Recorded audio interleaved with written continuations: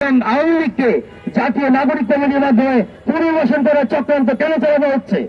আমরা তীব্র নিন্দা জ্ঞাপন করি এবং আহ্বান করি জাতীয় নাগরিক কমিটি এবং আমাদের প্রিয় বৈষম্য বিরোধী ছাত্র ভাইরা এই চক্রান্তটা বুঝতে পারবে এবং তারা এই জায়গাটা থেকে সরে আসবে এবং এই সিদ্ধান্ত, এই ভুল সিদ্ধান্ত থেকে তারা সরে আসবে।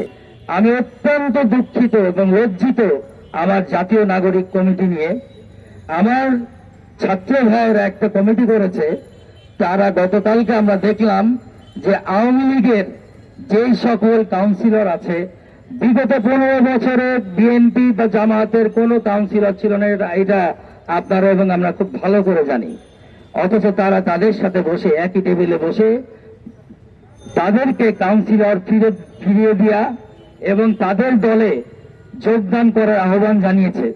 এই ব্যাপারটা আসলে শহীদের